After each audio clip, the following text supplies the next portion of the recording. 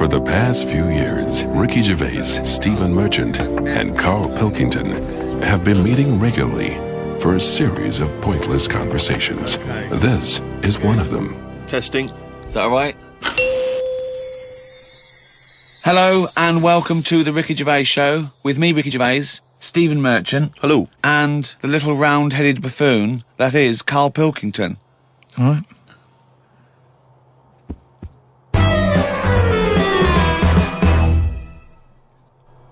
I got a text from Carl yesterday, Steve. A text from Carl, yeah. Yeah. I'll just read it to you. Okay, see you to Moz for a face rub at 6:30 then. No bum tubes, though. So I was intrigued, and I called Carl and said, I think you've just sent me a text by mistake. What's the explanation of that? My mate, right, Russell, he said, you know, there's things that go on in life that you need to experience. Yeah? He said, just pop along, and I didn't say yes straight away. What's a face rub? You mean a facial? Where you lay down... You just clean your face with a flannel and that. So you're going to go lie down with another man and have your face Well, fiddled no, with? this is what I was saying to him. There's a couple of questions. I didn't just say yes straight away. I questioned it. I said, well, I'm not that happy with this. So I said, look, there's nothing weird going on here, is there? I said, it's not a house, is it? It's a proper clinic and that. He said, yeah, it's proper. You wear a dressing gown and that. I said, well, I'm not that So he's happy with already that. got you in the dressing gown? Yeah, well, I haven't agreed to that. Today I've worn a little round polar neck sort of jumper so I don't have to take it off. It's not going to get in the way of my face. I made sure I didn't wear a shirt with a collar. I'm not taking this off. They can put the dressing gown on top of this. Right. I don't know if it's a woman who rubs my head.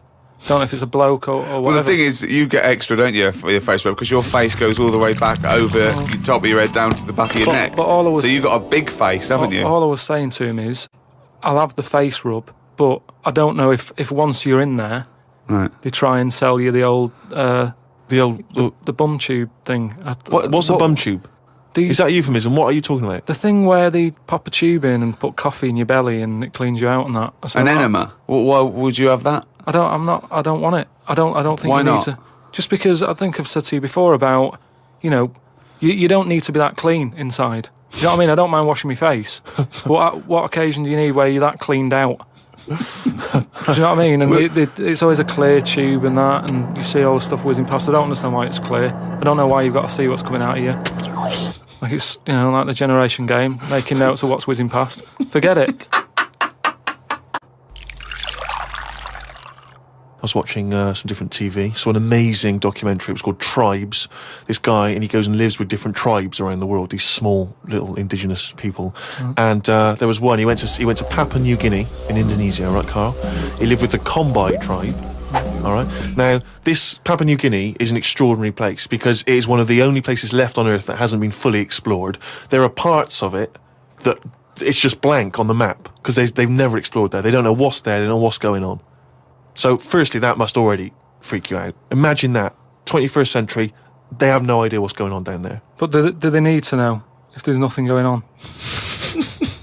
Well, they don't know what's going on. There could be stuff going on. No, but there's no chance that they'll go, we haven't been over there, and someone goes and there's like an Arndale centre. Nothing's going to be there, is it? So there's no... Well, I'll tell you what is there, okay? There's these various small tribes. Some of these tribes are still cannibals, eating people from other tribes. Do they know they could move on? Have they got a telly? Or have they seen a telly and gone, I'm not up for that? Or are they saying... It's not the Amish. They haven't chosen But what this. is the difference between the Amish and these people? Well, the Amish are a group of people that choose to live in that way. These people are just essentially untouched by civilization. I mean, they do have interaction with civilization and people do come there, but they still live in this very, very almost prehistoric way. They did buy a telly, but there was nothing on because there isn't any broadcasters. They couldn't plug it in. Yeah. They're having an absolute nightmare. Yeah. But there was one guy, okay, now he said that his brother was dying. This was a couple of years ago, right? His brother was dying. He said to his dying brother, what happened? Why are you dying? This guy said it was a bloke in another village. Okay, he goes over to the other village. He kills this other bloke, right? He eats him, or eats bits of him. The other village gets a bit annoyed. They go, what's going on? Why did you kill this bloke? He went, sorry about that, right? They said, well, you need to make it up to us. He gave him a pig. They said, a pig's not enough. They gave him 5 pigs, so 5 pigs apparently made up for the fact that they'd killed one of them. They said, well, hang on, what are you going to do with this bloke's wife? Why were they bartering? Why didn't they just get the police in and say, what's going on? What police? Yeah. Why didn't they call in Kojak? Because he'd have sorted it out, wouldn't he? What I mean is, right, they're miles away from anything, but it doesn't sound like the great place to live, right? Could they not move? Could one of them go, do you know what, I'm sick of this. I'm moving or whatever, and go to a proper city. How far away is this? These Papa people, to the next.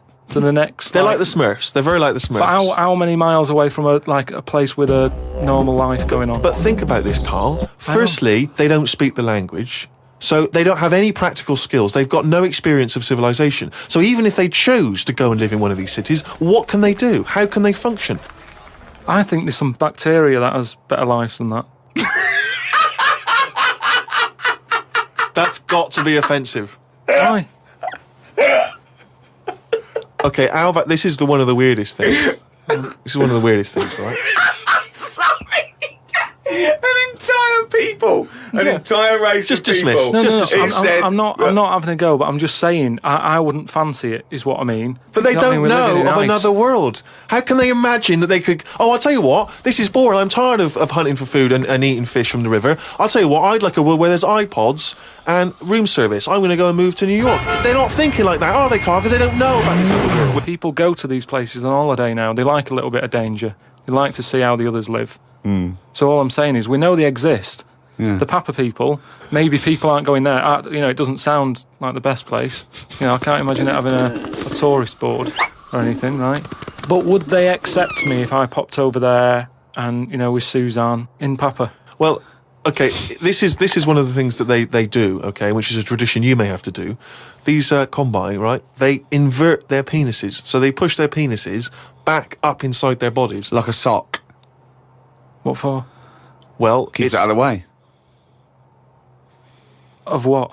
Well, if you're running through the undergrowth chasing a hog, you don't want it flapping away, But But it's also become a kind of ceremonial thing. So if you were over there, you may well have to try it yourself. You would have to try it yourself. If you went there, you'd have to try it Definitely. yourself. but even caveman had little pants on. Why haven't they? Whoa!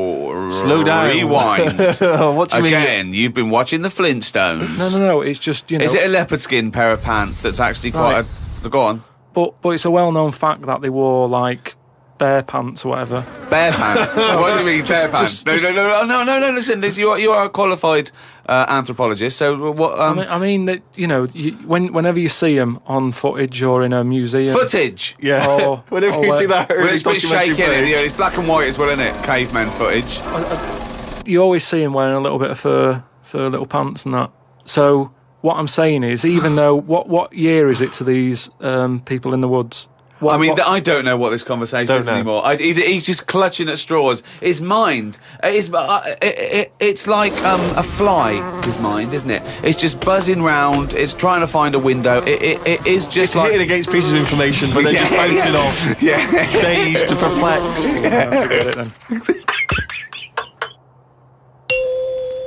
I was shopping with Carl before Christmas, and we went round sort of Piccadilly and St James's, and those really beautiful shops around there. And I went in one shop. You had to ring a bell to enter. Yeah. They came down, and it's like a iconoclastic sort of shop, and they found things from churches and nearly all Russian 16th century pieces onwards. This beautiful carvings and paintings and statues. And I went, oh, it's beautiful. And as I was looking round, I heard Carl sidle up to the bloke and go, what's the newest thing you've got here? Yeah, sure, that's his first thought. I mean, that is the wrong question to ask of a man who's clearly in antiques. Yeah. Proud of the fact he's got 16th century iconoclastic Russian stuff, to ask, what's the newest thing you've got here? What sort of question is that? Oh, I don't know, probably the doorbell. I don't know, what does he want to say? My shirt. What were you thinking? hoping for? I think it's an all right question, because he was saying there's loads of old stuff in there, and he kept going on about the old stuff. So what was to say? Well, what's the newest thing you've got? And what was Do you know the what he newest said? thing? The other question he asked him? He said, how often do you get new stuff in? And I said to him, why did you ask that? He said, well, I was thinking, if you got antiques and you sell it all, what's left? Like someone's going to sell all the antiques in the world because they're not making any new stuff. What does that mean? They're not making any new stuff. But I know for a fact no one's ever going to go in there and buy the lot anyway. I mean, I've never seen anything like it. I'm not at any point in my life, and I don't think it'll ever happen, will I go, I need some old Russian wood. Because It was brilliant. No, it was, Steve. no. It was beautiful. It's amazing stuff. There's stuff. There's these things from the 16th century of sort of like saints and monks, and they're carved and There's they're. loads of it. It's just all piled up. No one's interested. If I was him, I'd go, do you know what? I'm into this, but no one else is. Close shop.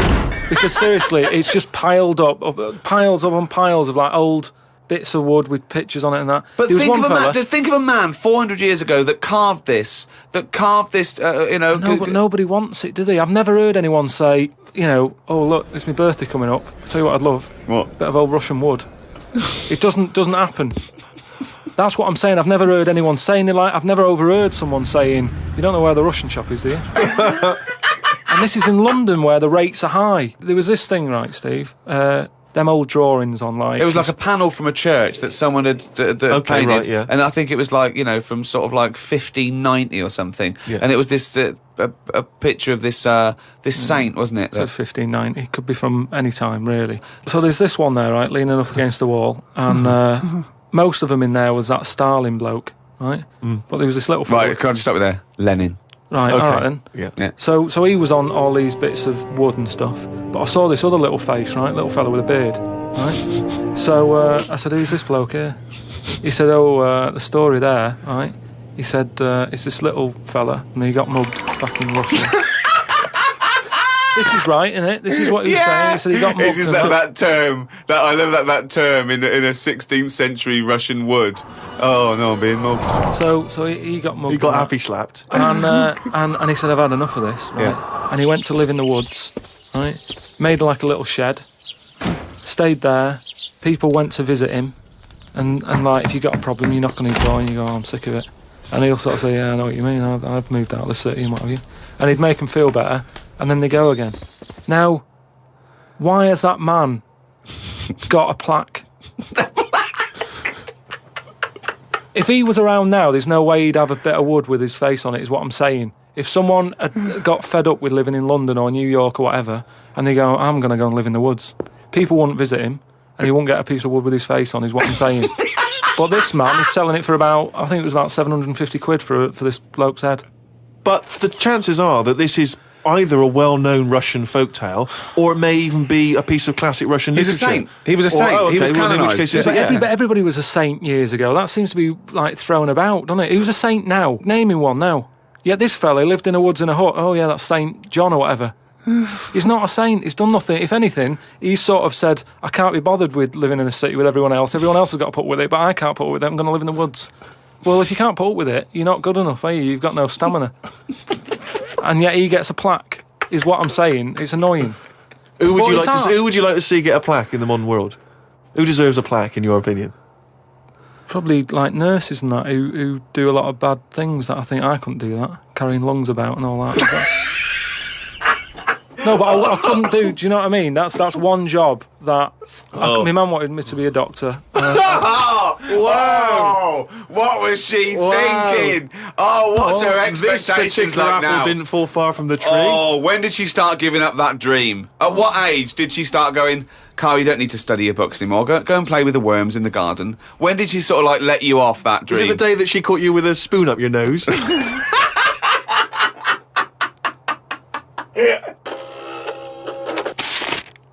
But anyway, talking of emails and that, right? Nick, who's emailed from Australia, right, Melbourne, he's been going on about dolphins and that, problems with dolphins. What problems? He's just saying when that wind happened, there was like a bad wind thing going on. Hold on, wait a minute. What bad wind? In America, they had that. Hurricane Katrina. Yeah. Right. And there was like a little bay with dolphins in it, and Right. that, with all guns on them and stuff. What? Whoa. Because they use dolphins, don't they? They say they're an intelligent animal and stuff. Yeah. And they've got them all like, they've all had the training. They're all like ready for battle and stuff. Right. got like rifles on them. What do you mean rifles? How can they hold a rifle? How can they hold a rifle? No, it's sort of on a strap and that. What do you mean it's on a strap? I don't know what they kit them out with, but they're just ready for war. Whenever What are you talking about? Listen, though, that isn't the point. Don't worry about it. Oh, we leave that one, do we? That's not the point, so let's leave it. So they're swimming about. Yeah, with rifles and berets. Whatever they've got on. Yeah. Right, ready for battle and stuff. Yeah, ready for battle, yeah. The wind comes in. The wind comes in. Hurricane Katrina. Makes a wave and that. They get out of the little bay. Yeah. Still all kitted out with all the, weapons. You're talking bollocks. Steve, do you want to look at the email? Well, there's no way. There's loads of dolphins now swimming round, kitted out with guns and that, with a strap. How can a dolphin hold a... Again, you've been watching Planet of the Apes. Oh, he's trying to talk to us. What's he saying? He's saying, go ahead, punk, make my day. Look, you're talking shit. It's just news to say if there's dolphins, if you see a dolphin in that, don't go, oh, it's friendly, because there's some with weapons now. So I'm just reading it out on email. That'll cover it in that. So bollocks. Carl, can we have some monkey news before I die? All right. Oh, chimpanzee that monkey news, yeah. This monkey that was knocking about called Ollie. It was in this zoo, and it was the only monkey in there, right? And it was getting a bit lonely because, it was sharing its sort of time with, say, an elephant and a giraffe. And it doesn't happen. And they didn't really get on that well. Wait, they do no, not. Let me just tell you. They do not put chimpanzees in with. No, well, it's not true. Why would he share his time with an elephant and a giraffe? Look, Gervais, it was some kind of flat share. They put an advert in the student union. Yeah, we've got 2 rooms to let. African mammal wanted, not specific. A mammoth and a... What I'm saying is there was other elephants for elephants to knock about with than that. The monkey, it was the only one there. So what happened is the zookeeper felt a bit sorry for him. He started to sort of get pally with him. So at lunchtime, when the zookeeper was sat on the wall having his ham butties or whatever, he'd sort of go, "You all right?" And it used to come over closer and closer. Right. Yeah. Anyway, within a month, he was sat on the wall having his lunch with him. Right. But anyway, so he sat there, and as time goes on, he's sort of sat with him most of the day. Monkey's walking around with him, helping feed the other animals and that. No. But then what happened is the zookeeper, at the end of the night, when he's locking up and stuff, he'd feel bad because he'd be leaving the zoo, and Ollie's sat there, and he's like, "I'll see you tomorrow," and the monkey's like, "Yeah, right, see you later." He's looking all fed up because he's got home to go to, and he's still stuck in where he's basically working every day. Right, so he's never going home, right? Now he's sleeping at work, the monkey. So anyway, the zookeeper goes home, says to his wife, "Look, Ollie's having a bit of a time at the moment." So she said, "Oh yeah, what's going on?" He said, "Well, he's just looking a bit fed up. He's sick of it." So she said, "Bring him home." It didn't happen. So this is in your head. So she said, "Yeah, bring it home tonight." So anyway, he's looking forward to going into work, and that he sees Ollie. He doesn't tell him straight away. It's a surprise for him later. He gets to the end of the day. Yeah. Anyway, he's like, "Get your coat." He's like, "What?" Coat? What do you mean, get your coat? Whatever the equivalent is, right? Whatever you say to a monkey, it was kind of like, "You're coming with me," sort of thing. Yeah. Right. So he's going, "Oh, brilliant." Anyway, no, he's not. So what do you mean he's going brilliant? He takes it home. So he gets his hat and coat. He gets his hat and coat and stuff. And he can't believe he's locked, right? He goes back to the zookeeper's house. Everything's going well for about a week and a half. Right. Treating him really well. He's sat there. He's having a brandy at night before he goes to bed. So he said to his wife, "Look, you're at home all day, right? Oh, Jesus. I'm going to work. I'll leave it with you, right?" Yeah. So Ollie stays at home. Yeah. Anyway, as time goes on, a little bit of trouble. Whilst the fella's busy at work, Ollie starts getting a little bit cheeky. Tries it on with the missus. Whoa. Right. How does a monkey try it on with the missus? Are you talking this is classic monkey news. And how does it try it on with the missus? So he's a bit drunk. He stinks of smoke. He tries it on with the missus. How does he try it on with her? I don't know all the detail on. You don't know any bit. of the details. I don't know the detail on that bit. You don't know any of the details. No, I don't know the details on that bit. You don't know any of the details. So what happened? So while the zookeeper's away, the monkey did play. Did the zookeeper's wife reciprocate these affections? She probably went along with that at first. She's cooking at home, getting the tea ready. That's walking past, pinching her arse or whatever. And do you know what I mean? It starts off just like it does, with humans. Starts off as a bit of fun. Before you know it, split up in the end. Anyway, the zookeeper and I think the monkey stayed with the woman. So, it's all there. It's honestly, all on email, mate. Your imagination. Well, you should write stories. You should write You Get know, people to look it up. Just put in monkey, chimp, Ollie, and it's all there.